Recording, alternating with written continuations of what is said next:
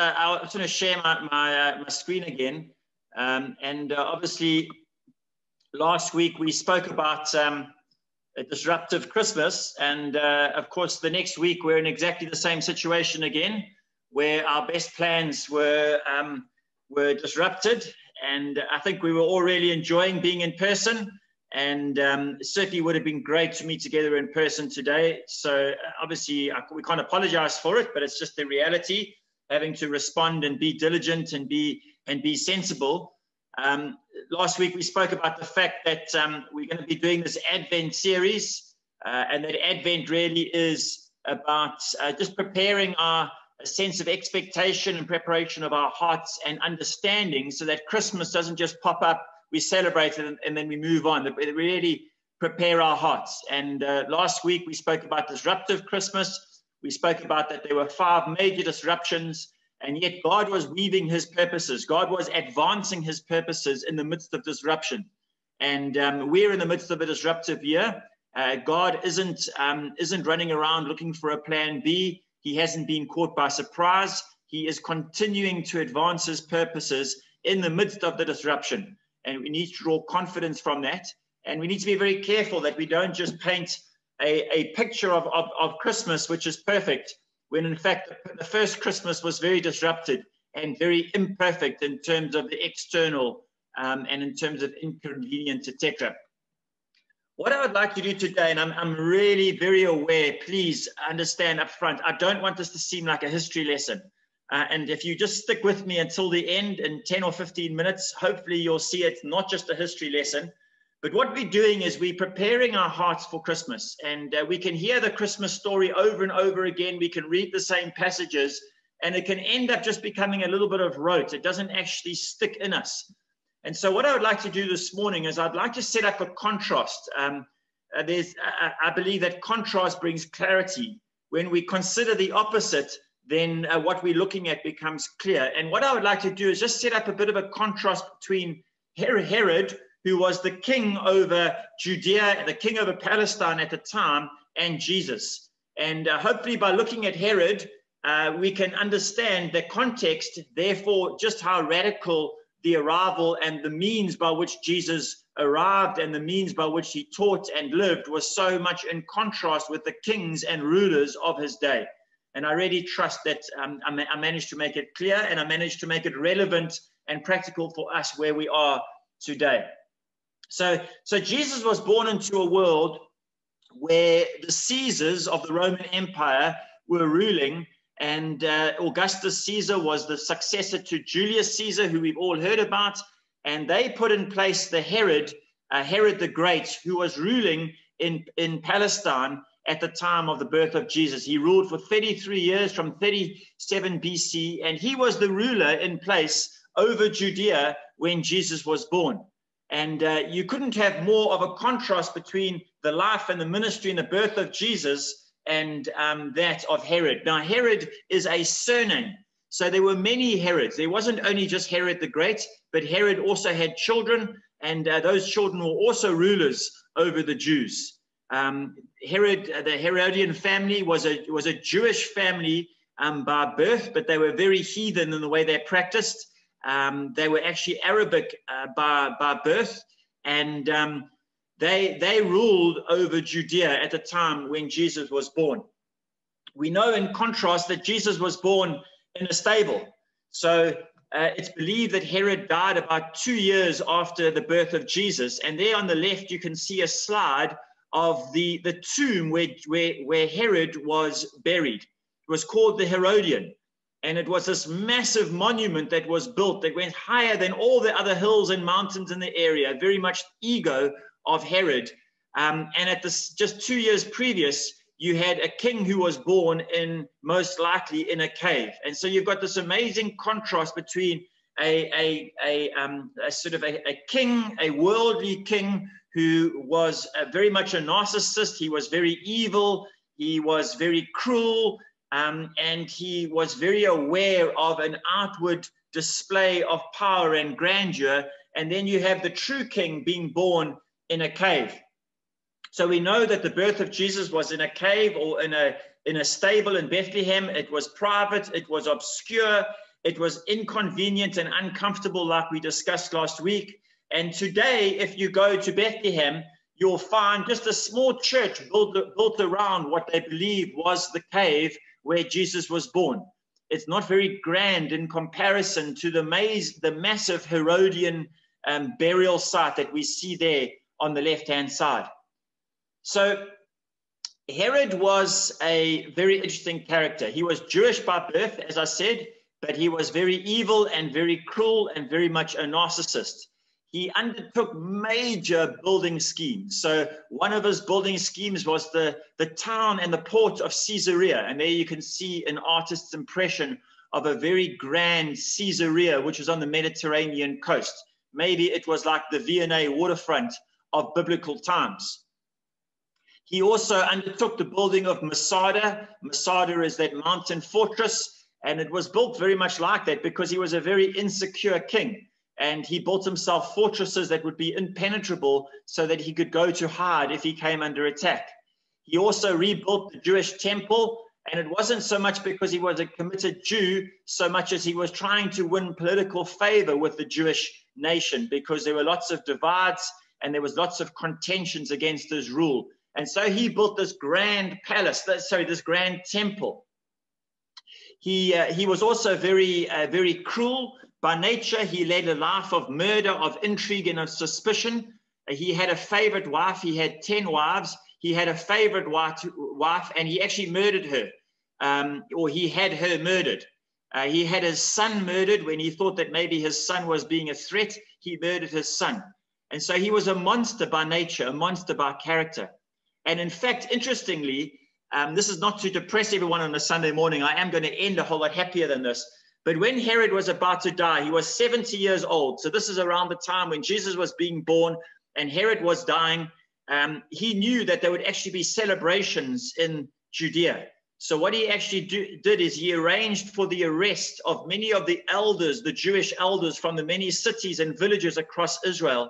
And he put them under arrest. And he gave instructions that when he died, they must all be killed, so that there would be some form of crying and lament across the nation, even if they weren't actually crying for him. That's how twisted and perverse he was as a ruler. He wanted to be mourned. He knew that people would celebrate his death. And when he did die, he murdered those Jewish, or he had the Jewish rulers murdered so that they would be crying. And then he ended up having this funeral procession of thousands of people who carried his body up to the Herodian, to the burial site. He built all these major schemes, and then in the Sea of Galilee, there was a Tiberias. There was this tremendous city that was built, this town with a palace, with a theater, and with a marketplace that was all part of the world into which Jesus was born. Also, just 5 kilometers north of Nazareth, where Jesus was, as we know, is where Jesus was raised, there was a town that was being built, which had a 3,000-seater amphitheater. It was a town where some believe that Jesus and Joseph, his father, as carpenters, may well have provided some of the woodwork that they did to build the houses and the city that was being built, this grand Greco-Roman city that was being built just 5 kilometers north of Nazareth. The name of the town was Sepphoris. And yet it's interesting that we don't hear much about Herod through Jesus. Jesus only refers to Herod on 2 occasions. He refers to the being aware or being careful about the yeast of Herod, and he speaks about the fox. So even though there's this powerful political leadership family over the area where Jesus was living, he doesn't make much reference to it.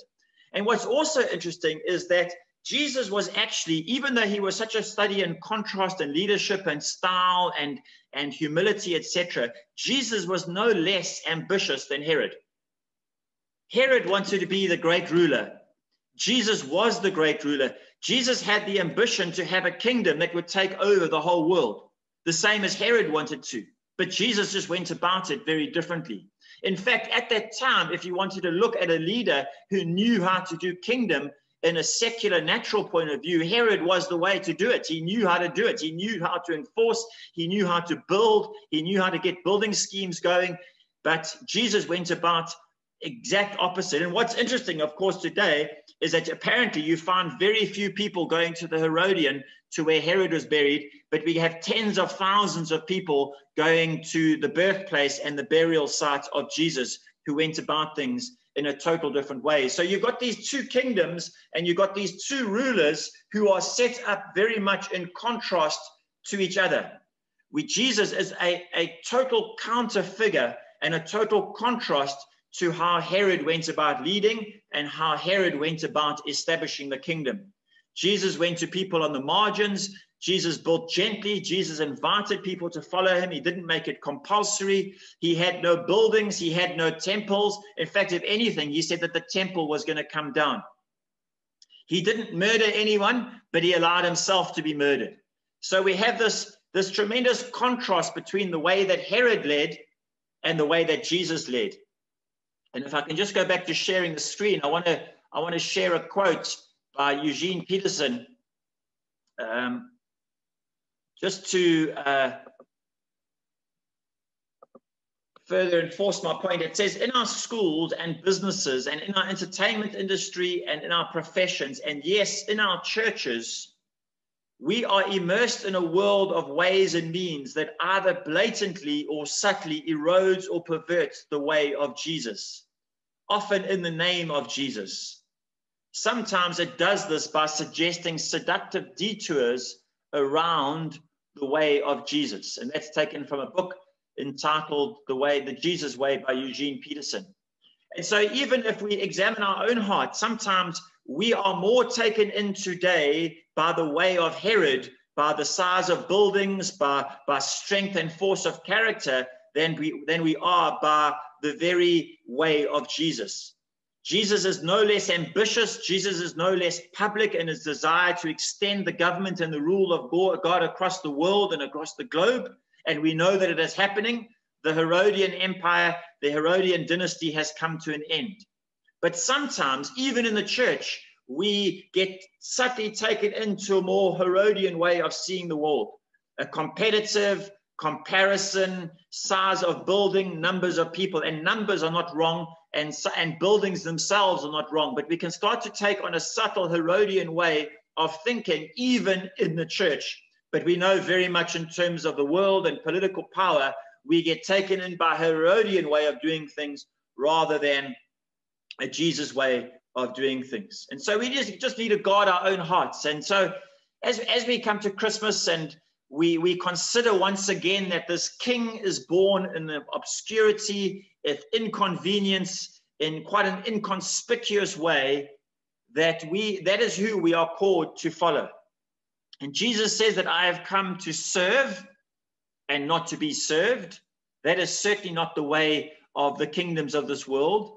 He said he came to lay down his life as a ransom for many. He was the one who was prepared to absorb death and murder into his own body rather than to go around those who he saw as a threat. We know that Jesus says if someone asks you for your coat, then give them your shirt as well. If someone strikes you on the right, then give them your left cheek as well. The last will be first. So those who want to be leaders, and I'll just read from Luke chapter 22, where it says, and there arose also a dispute amongst them, the disciples, as to which of them was regarded as the greatest. And he said to them, the kings of the Gentiles lord it over them, and those who have authority them are called benefactors. That's the context into which Jesus was born as king. But not so with you. but let him who is the greatest among you become as the youngest, and the leader as the servant. And so I know that servant leadership has become a popular term, and Shane up front, he acknowledged Gav for his kind of servant leadership, but it's something that we have to keep on discerning in our own hearts, that we don't get taken in by the Herodian way of viewing the world and appreciating the world and celebrating the world, but that we remain in love with and committed to the Jesus way, which is so much in contrast to the way of Herod. And the Jesus way is not always very popular. It certainly doesn't always seem very glamorous in today's world, and sometimes even in the way of the church, where, as I said earlier, we are sometimes taken more into the Herodian way of seeing leadership and doing church. And yet Jesus says, follow me. And so I just want to put that before you, as I said, not to be a history lesson, but for us just to understand and appreciate the world into which baby Jesus was born, the world into which Jesus was raised, the world into which the king was inaugurated, and how he went about things in such a way that was so different to the kings and the rulers in the world at that time. And thus endeth this morning's word, this morning's teaching. So can I just pray for us for a moment, and then Tyron will come in and play a second song, and then I would love us just to end off with a time of breakaway rooms and prayer, especially for Tandor. Father, as we approach another Christmas and we have the opportunity and we make the opportunity to set aside a time of focus and preparation of our hearts, I pray that as we consider the world into which you were born as a king, and yet as a servant, and yet as a humble child, we just pray, Lord, that we as believers and as followers of you would not get taken in by the ways of the world, that we would not get taken in by the ways that this world celebrates leadership, the ways in which this world has external sense of bigger is always better, and making a name for ourselves as the kings in the days of Jesus were prone to do. And so we just want to discern our own hearts, that we are called to follow Jesus, that we are called to follow your ways. And we just want to consistently be vigilant and aware of our own hearts, that we don't start to get taken in by any Herodian way of living or leading or of doing life or doing church or doing business or anything else, Lord. And so we just submit ourselves to you now. And as we just listen to this next song or participate in a song of worship, we just pray that you would help us just to meditate on this and to consider how this applies to us in our own lives and in our own psychology and the way that we go about things. In the name of Jesus. Tyron?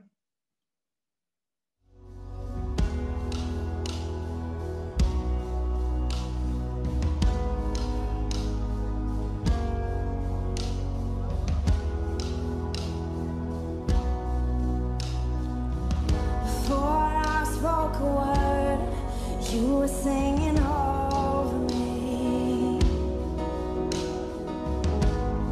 You have been so, so good to me.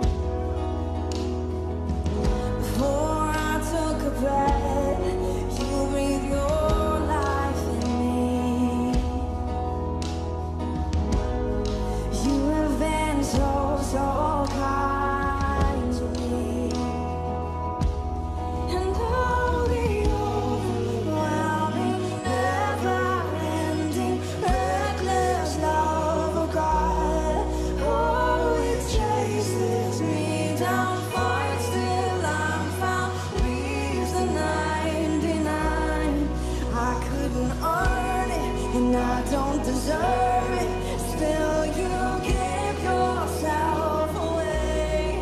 Oh, the overwhelming, never-ending, reckless love of God.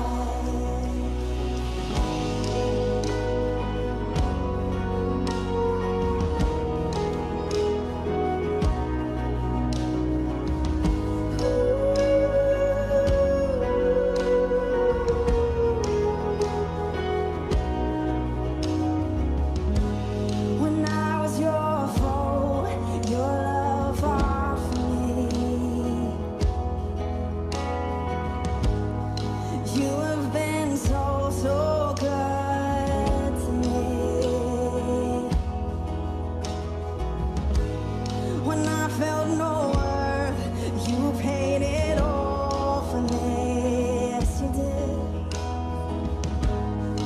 You have been so, so kind to me.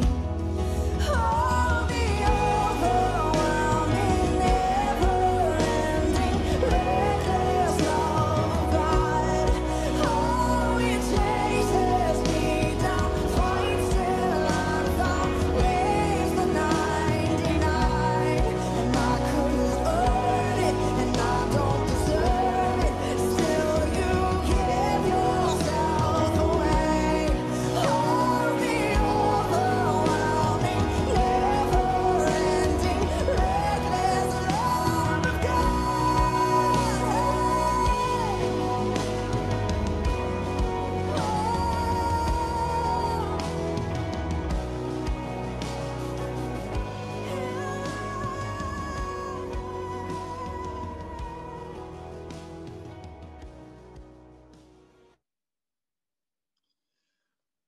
Right. So just the way I'd like us to end in the next 5 minutes is really just to be praying, you know, with Tandor's situation. She's really battled with her health this last year.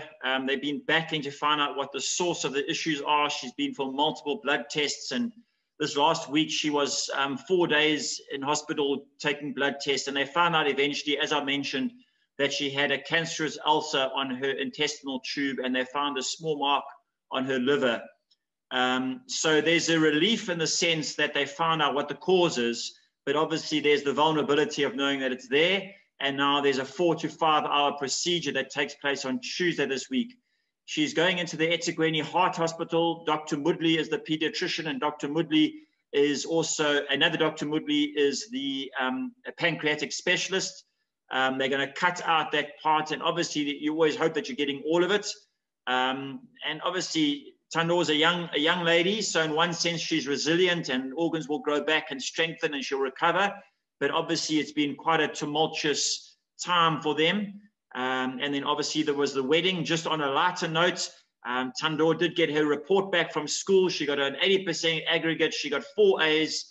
So in amongst the year that was disrupted not only by COVID, but by her own personal health, she's continued to really be resilient. So could we just take a few minutes to pray? And then obviously also with Ingrid, we're really wanting to help raise the finance towards that device that will go on her glasses. It will be a digital device which will then have an audio feed into her ear.